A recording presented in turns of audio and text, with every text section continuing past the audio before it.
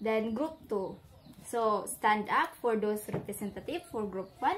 So, my questions for you is, for what you see for this picture, what you see and what you observe, what is your own idea for this picture? Kani, diba we see that there are difference of kinds of hands na ay lahing-lahing colors. Then, sa language, the way they say hello, na ay hello, na ay saw. Then, the religion, diba? Na lahi-lahi, na ay Catholic, na ay, I don't know kung unsa ning uban. So, what you observe, unsa may, para nimo, unsa may, what is your own idea for this picture? Okay. Culture. Okay. Please take a seat.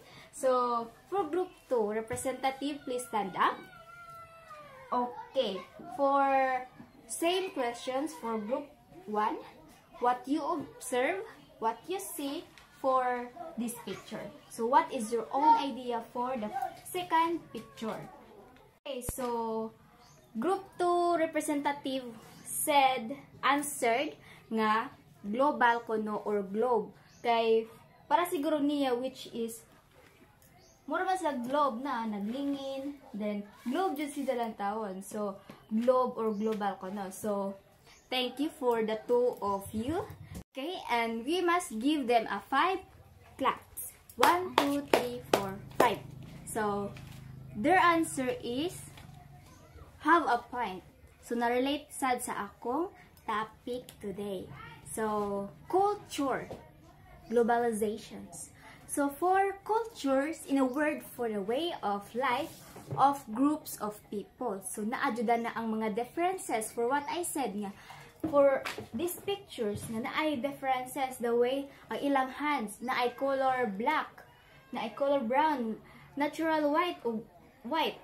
Then, sa language, sa religion, sa belief nila, which is naadjay kalahian. For the culture is which is more on differences.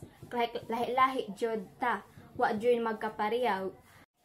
So let's proceed to the answer of group 2 nga ingon siya nga global or globe, or matawag po nato siya nga globalization. So globalization is a process of interactions and integrations between people, nagyan po ng people, government, and cultures from other nations. So, muto ang globalization. So, silang duha is naka-point for my topic today, which is group 1 said, representative said nga, culture. Then, group 2 answered nga, global or globalizations or globe. So, let you guess kung unsa jud akong topic today. Kay my references today is talk about building and enhancing new literacy across the curriculum. So, we talk all today the literacies. So, because group 1 and group 2 representatives said nga culture and global or globalizations or globe. So, punan na nato og literacy. So, let you guess kung unsa jud ang akong topic today. Okay, no idea. So, my topic all about today is multicultural literacy. Because culture is not only for one, but differences ni siya nga najuday kalahian. So, matawag na to og multicultural literacy. Kay, this is not only magkuanta nga sa usara. So, for 2 or more, mo gitawag og multicultural literacy. Then, let's proceed to global literacy. Mo sa tao, naka-point po ang group 2 nga global or globalizations. So, global literacy. So, ang global literacy, nag-talk ni siya sa mga nag-aim siya og address issues sa racism, diversity, religion, etc. So, global competence ang last. So, nag-talk ni siya sa 4 kinds of global competence, which is ang skills nato, knowledge, behavior, and etc.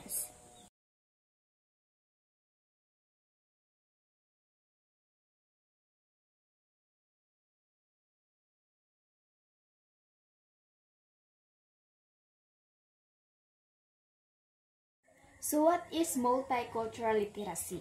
So cultural literacy consists of skills and the ability to identify the creators of knowledge and their interests. So this is according to Bank 1996. Then to reveal the assumption of knowledge, to view knowledge from diverse ethnic and cultural perspective, and the use of knowledge to guide action that create humane and just world. So the main point of this multicultural literacy is the skills and ability of the student to identify the creators of their knowledge and the interest. So my example for multicultural literacy is when you are inside and outside sa school. So let's first go to outside in the school. So you are in public area. So like nakas merkado or unsa pa ng lugara. Then nakita ka og the friends nimo, like lahi siya nimo ba, like imong panuot, imong porma o mga binuhatan, like he is a pulubi and you are normal nga kuantaura. Then from that nakakita og pulubi or badyaw or mga sa ilang mga buhat, like mga ingana, mga manlimusay. From that, what is your reaction or sa imong buhaton? So I encounter or naka-experience po ko na nga na ay nang limos na ko usa ka idun to badyo ba to siya or unsa pa na siya. Then nang limos siya, then ako naghuna-huna ko sa akong money o if anang kaigo pa ba sa akong allowance or di na. So kay agahong allowance is limit ra man, di na kaigo. So harang gilagpasan ang badyaw or katong nang limusay. Then paglabay na ko kanang nakakuan ka nga lain na sinako. What if like pugo niya ba nga manlimusay ra jaway di ko ingani karon nga na. So asang gibalik bisag gamay ra nga kwarta akong natag, at least nakatabang ko niya. Then that time naka-create ko og humane and just world. So by that sa akong paghatag bisag ginagmay ra, so nakatabang gyapon ko. So naadad to ang naka-create ko og humane and just world sa pagtabang. So let's go na sad sa inside in the classroom. Di ba inside in the classroom naapoda na ang mga lahi-lahi og kinaiya, lahi-lahi og mga behavior, lahi-lahi og batasan, di ba? Lahi-lahi pud atong napud sa inside sa classroom na apoy makaingon ta nga bright siyang bataa. Bright siya, then kanang naapoy saktura, na ay luhaga, na ay bugoy, na ay iguramuso dingan nga na. So lahi jud ta, lahi po ang behavior aw kanang atong religion, lahi po dagatong mga perspective, the way ta mo answer, lahi siya og opinion, lahi siyang ingana. So di ba? So inside the classroom, so by that nagyapon nato ang mo respect ta sa usa ka tawo, kay we are all people but we are different of culture. So sa inside og sa class, inside og sa outside in the class, or inside or outside sa school, need na to og mo respect by one person or all people. Di na kay kay lahi mo imo na siyang i-disrespect, i-judge na nimo siya kay di lagi mo pareha. Pero mas better og dapat nga mo respect kita sa usa ka tawo. Mora to. Then let's continue. So according to educations, for multicultural literacy should help students develop the 21st century skills and attitude that are needed to become active citizens who will work toward achieving social justice within communities because of the growing racial, language, and ethnic diversity in the country. Multicultural literacy needs to be transformed in substantial ways to prepare students to function effectively in the 21st century according to Booth. So, as a future teacher, as a teacher said, which is need na to nga tabangan na to ang estudyante para maka-create sila og knowledge or more knowledge pa ilang mahibawan. So, example for this is, for example, that I experienced said, then, in last year of May sad to nahitabo, I'm a work immersionist that time. So, my mentor allowed me to teach one subject. So, that subject is math. Then, they are grade 3. So, basic ra ang math nila. So, akong gitudlo dito is times, kanang mga multiplication ba, like 1 times 1, 2 times 2, 3 times 3. But, nadyo ko'y mabantayan po sa classroom dadtong grade nga naadyo'y luhagan, bisag asara ka barong, bisag asara magsuroy-suroy, naapoy makaingon ka nga bright jud siya, makaingon po ka nga na ay di mo cooperate, di maminaw, di basta naadjud kay nga lang jud ka og patient ana nga grade or sa mga elementary nga school. So that time, first ang mentor ning tudlo sa estudyante, then naadyo'y bata nga arang kasirok di maminaw, maglahi siya og iya. So pag human og teach sa ang mentor, siya gipangutana kung nganong pasagdan ra niya, nganong di pansinon ingana. So yang tubag is og iya ko nung pansinon or unsay iyang pansinon tong bata mo samot ko no. Pero para na ho murag di man basid mahiluna na pud siya ba og pansinon nimo or maminaw na jud siya. So that time ako na ning tudlo nila. So math. So 1 digit ra ahong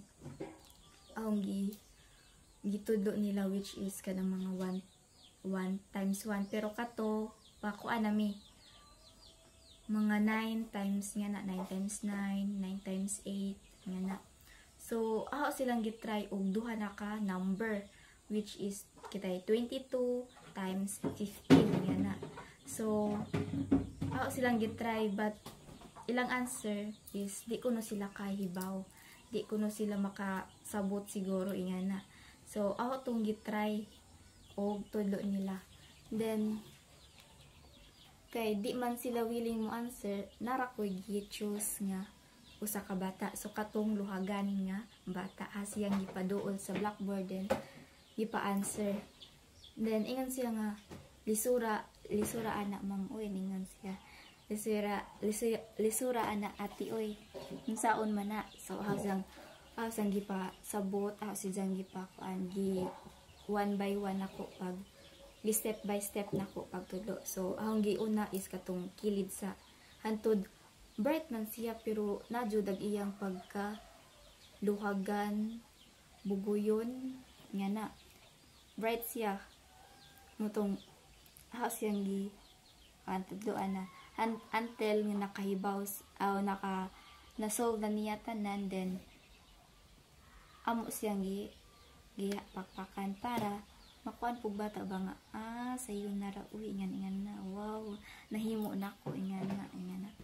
So that time ato jung tabangan, so ato jung dapat tabangan ang estudyante para na more knowledgeable pa sila ba.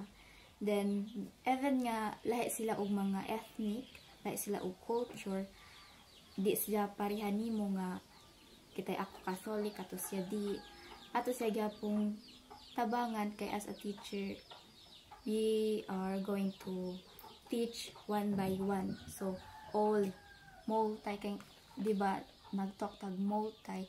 So multi is not only for one person, one students, but for many or more, two or more persons or students. So that's all for multicultural literacy.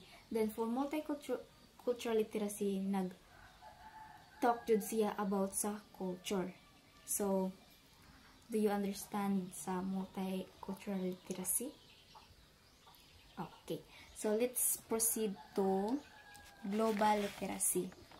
So, what is global literacy? So, global literacy aims to address issues of globalization, racism, diversity, and social justice according to GIEU 2014.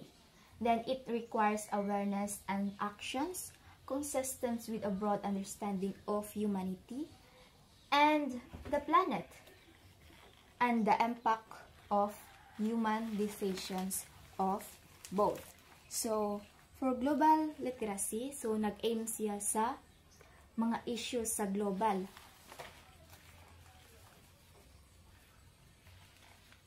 Then, ang one pod nga issue sa global which is kana pong mo disrespect sa mga katawan o mga usa ka people, usa ka person nga na.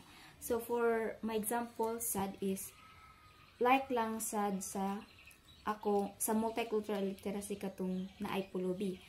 So, I encounter and I experience na sad nga last week, di ba, I told you nga I am a work immersion. Oh no, I'm a working student. Then that time my amo gisugo ko sa akong amo nga papaliton og katong gatas og sliced bread. So na ako sa kanang nga tindahan sa una is Pingabetor ang tawag. Then karon nahimo na og faces, ano sa to? Basta lahi na agtawag, lahi nang nakapatak sa ilang tindahan. So diha, well, nagwaiting ko sa nga ako na yung masunod sa para magpa-counter na. Ang naay usa ka laki, pero binti na ako makita sa TMC siya, nga kanang laki nga naka-brown, then mubuo na siya nga laki, then makain ko nga lahi pud siya nako ba, lahi siya og pamurma ingana. Then that time sige ra daw siya balik-balik adto sa counter nga mopalit lagi kuno og sigarilyo. Then nakaingon ko nga anong sigarilyo mo po yung paliton nga pwede mapud pagkaon, pwede mapud mga like mga tubig, drinks ingana kay ingana lagi. Then ayang palit gustong paliton is sigarilyo jud. So when that time nga ako nay gikuan sa encounter, so dili akong money, then nagunaon akong kung akong kuhaon ag kuhaan og kwarta sa akong which is basig maitok. Pero akong gibuhat is nagkuha ko og 20 kay 20 kuno ag kuwang sa katong nangayo sige balik-balik sa counter katong laki. So nagkuha ko 20, then akong nauna nga inagbalik na ko sa katong akong gitrabahoan, magkuha na lamang ko kwarta sa akong nga nabilin sa akong pitaka, din aurang ibalik sa katong gidanga money nga ihatag sa akong amo. Then ako pong gihuna-una sa katong laki nga if di pud niya mapalit yang gusto, basig mamulngit ra pud sa mga kalsada ba o mga ginamit na nga sigarilyo mo tong mas better nga kanang palitan lang siya. So mo tong akong gipangutan na account nga pila day kuwang, even nga kay baw na kog pila. So ningon nga 20 kuno, so mo to hang gihatagan og 20. Then katong laki ha, nilantara sa nako like ano bang gisuri ko niya, murag na kay baw kabantay siya ba nga ako pud tong nihatag niya og na manglimusan lang po na siya na mo to ang gihatagan pud og kwartang ginagmay ra pud. So mo to from that nakakuan ko og kanang for giving or helping that kind of person, nakakuan ko og kanang good ba akong decisions nga na. Let's proceed. So according to Ontario Ministry of Education 2015, a global citizen should possess the following characteristics. Sa mga characteristics sa mga citizens, sa mga tao nga naa sa kalibutan karon. So, first is respect for human regardless of race, gender, religion, or political perspective. So, naadjud na ang respect sa pagdako sa usa ka tao, ang mga gender, religion. So kay nga lang jud nato i-respect bisag lahi tag gender kahas tinakaron nga nanay mga gay, bisexual, mga transgender ingana. So ato jud silang i-respect kay they are also human rasad nga naka live in our world. Then mga religion, so atong irespeto ang non-Catholic or mga Catholic sad. Then mga political perspective. Then second is respect for diversity of various perspective. Kanang i-respect pud nato ang kalahian natong mga kanang mga opinion, mga perspective nato. Like in the class, lahi ka og opinion, lahi pud siyang opinion. So unsa may atong buhaton, i-collab na nato or i-share na nato nga ang imong opinion, i-share niya, ang iyang opinion, i-share niya para ang imong opinion sad, inag-share niyo mo niya, makakonvince nga, tama, daypod nga na, di ba? So, third, promote sustainable patterns of living, consumptions, and productions. So, sustainable pattern of living, like, atong pamuyo, siya is good, like, mga dato siya, and then, siya saktura, nga kana bang sustainable o non-sustainable, bisan og non-sustainable siya ato gyapon siyang respetoon because like sa ang ingon ganina nga we are all people living in this world gyapon. So tawra gyapon ta na ay mapobre madato, we must respect gyapon. So fourth, appreciate the nature world and demonstrate respect on the right of living things. So natural world atong Mother Earth. Interconnecting multicultural and global literacy, that every classroom contains student of different races. So nadyo nang mga kalahian nato nga sa pagdako nato mga religions and cultural groups.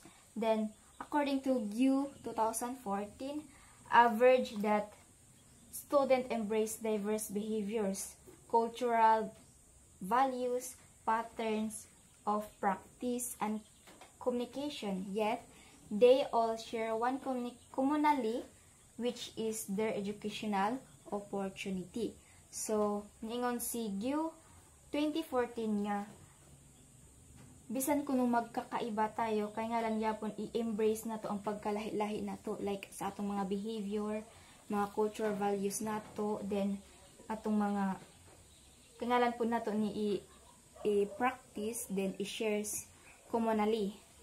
So, mura to ang global literacy. So, ang kakuanan dahil sa global o multicultural literacy is, sa multicultural literacy is nag-talk jud siya sa cultures, while ang global is for globalizations, mga racism, diversity, or social justice. So, mauto sa multicultural literacy o sa global literacy.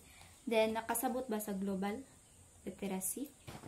Okay, thank you. So, let's proceed to global competence. So, let's proceed to global competence. So, global competence is multidimensional capacity.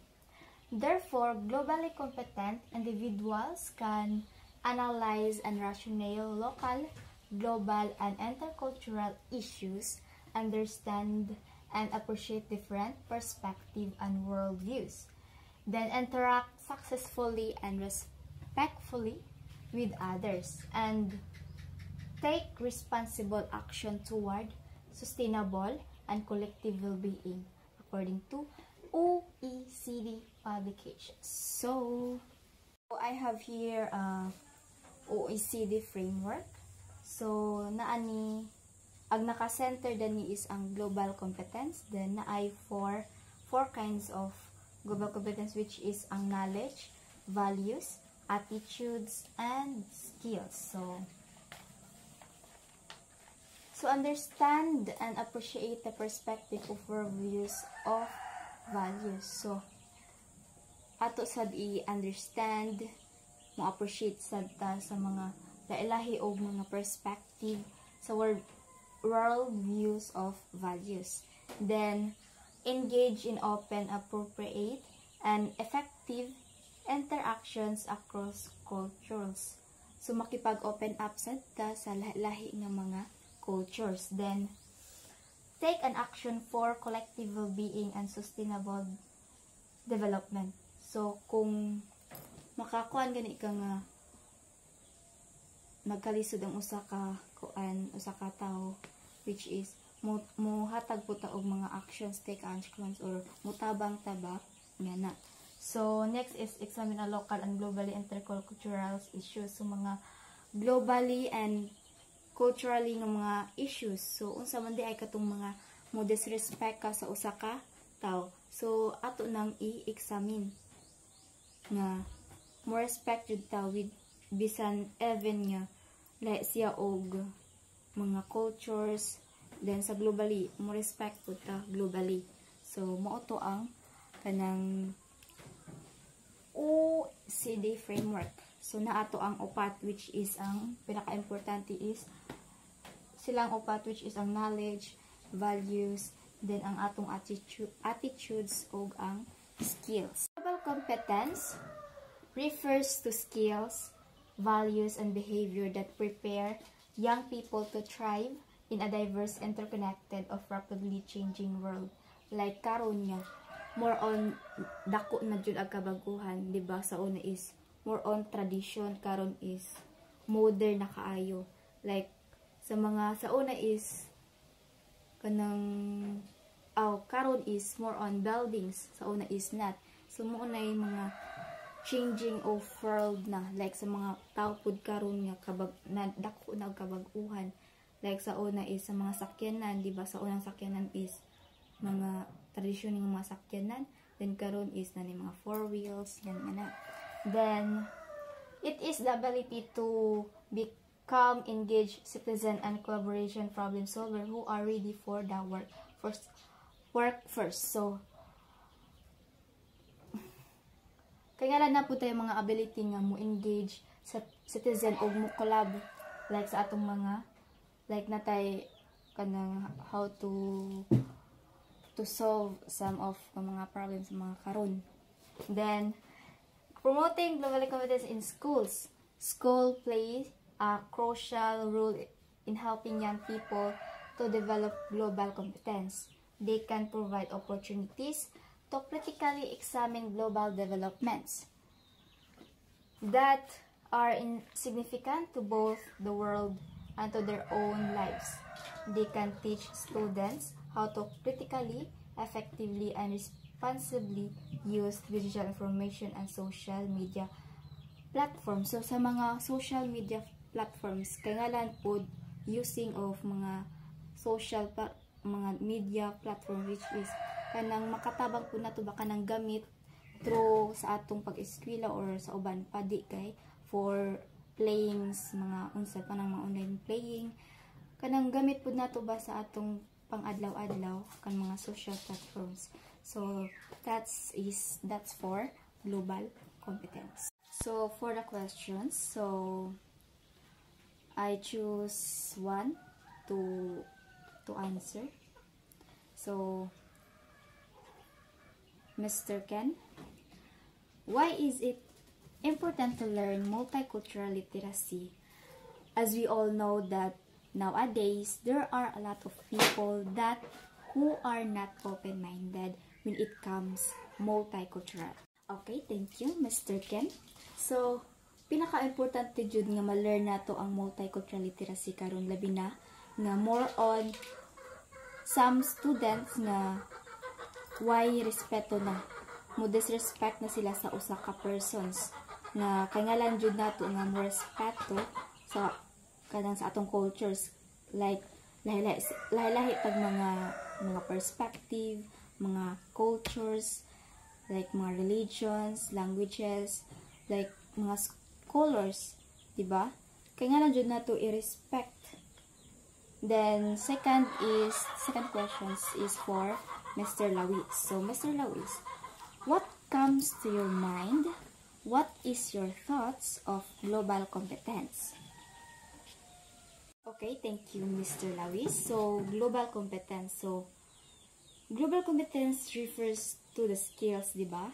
Attitudes, behaviors necessarily to thrive in an ever-exchanging and complex world. So, and reimagine our education system and ensure that every student is future ready. So, third questions is for Ms. Sampay. Why is it important for students to develop global competence? Okay, thank you, Ms. Sampay. So, importante for students to develop global competence, which is mga challenges for students na to investigate the world, consider a variety of perspective, communicate ideas, and take meaningful actions. And thank you for the good answers. So let's have a recap of my topic, my discussion today. So multicultural literacy, global literacy, and global competence. So for multicultural literacy, so the main point for multicultural literacy is the skills of and ability of students to identify the creators of knowledge and their interests. So, like, sang giingon ganina nga, we are differences of cultures, lahat ng mga religions, mga languages, mga perspective, mga ideas, mga colors, atong panit, atong mga buhok, na adyo kalahian, diba? So, one of the main goal nga atong buhaton na is mo respecta sa usa ka tawo, because we are all people living in this world. So multicultural literacy ang pinaka-importante danhi is mo respecta by multi. Okay, so let's proceed to global literacy. So, global literacy is nag-aim siya nga to understand how the world is organized and interconnected. It brings awareness of the possibilities and constraints facing the world's people. Students who are global literate are able to think critically about the world and the role that they play on it. Munay ang goal sa global literacy. Then, ang global literacy, ang gi-aim niya is ang mga address issues sa mga globalizations, sa racism, diversity. Diba, naadad to ang mga characteristics sa citizen nga mo respect jud ta, then mo appreciate sa atong living world. Then, for global competence. So, sa global competence is, the main point of global competence is the skills, katong giingon nga, 4 kinds of global competence sa framework, which is ang skills, attitudes, the behavior necessary to thrive in an ever-changing and complex world. So, it is a transformative lens through which global competence, which is pangalan na to nga mo understand, appreciate different perspective and world views, like sa mga interactions successfully ba na or respectfully nga atong nabuhat sa laing tao. Then mag-take pud ta og responsible nga mga actions nga makapagtabang nga kanang pagtabang nimo is nakaayo ba na or dili. Then mga sustainable and collective well-being, like mga toward sustainable, and also mga take a responsible actions toward sustainable and collective well-being. So, ang global competence sa in school, which is school plays a crucial role in helping young people to develop global competence. Kanang ang usa ka estudyante which is nanas the knowledge nga how to help other people. Like, nga na. Then, makatrically examine global development that significant sa both world ug sa ilang own lives. Kanang kaybaw na sila mo help or kaybaw na sila mo huna-huna kung unsay maayo sa kalibutan, pangkalibutan ug sa ilang own lives. So that's for my topic, the multicultural literacy, global literacy, and global competence. So I have questions. So everyone, is it important to understand and to know and to learn multicultural literacy, global literacy, and global competence? Yes. So, kaya nga lang jud na tong makahibaw, makanota, makalearn, ug atong sabton ang multicultural literacy, global competence, o global literacy. Kay this is para nato ra pod. Kay as a multicultural, which is nagtalk sa cultural, na jud tay kalahian, mga differences sa atong cultures, religions, sa belief, mga perspective, mga klase-klase, basta daghay mga kalahian.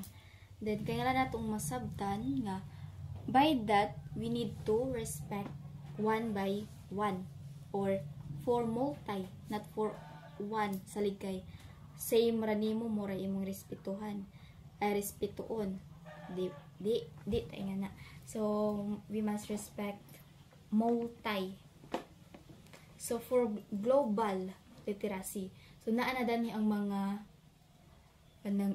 kanang mga issues sa globalizations, which is kanang disrespect na ang mga tao karon, like sa mga gender, di ba?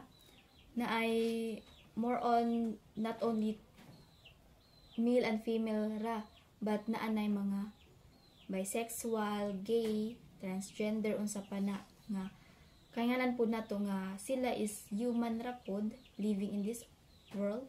So we must respect also them, kay tao ra man po na sila, but lahi ra pod og genders, di ba?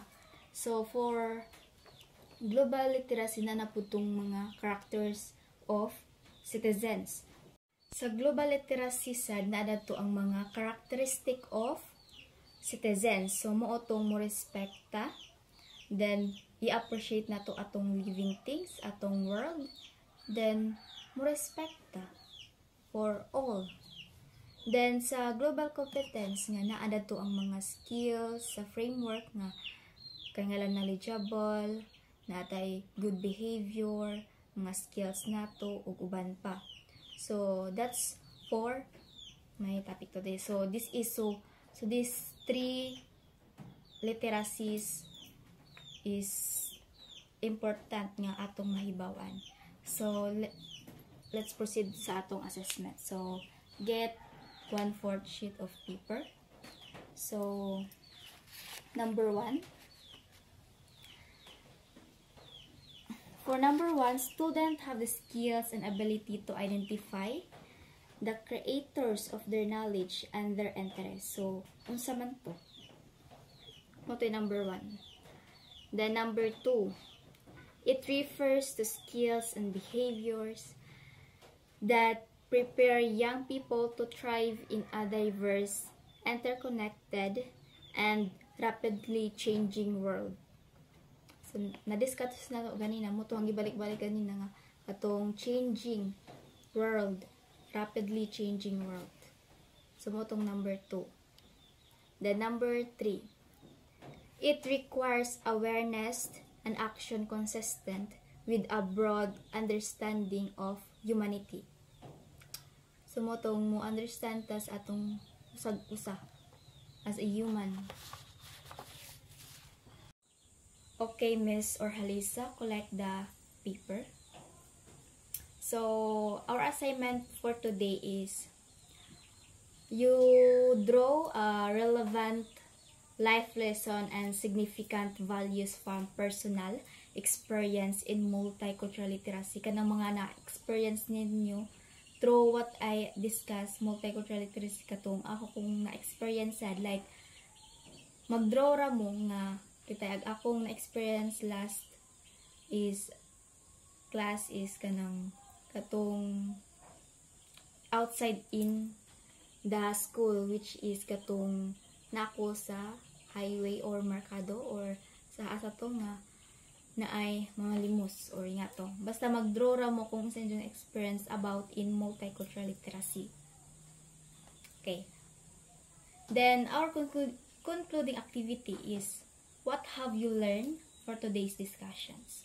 So, that's all for today. Please stand up. Let us put ourselves in the holy presence of God. In the name of the Father, and of the Son, and of the Holy Spirit. Amen. Glory be to the Father, and to the Son, and to the Holy Spirit. Amen. As it was beginning, is now, and ever shall be, world without end. Amen. In the name of the Father, the Son, the Holy Spirit. Amen. Goodbye, everyone.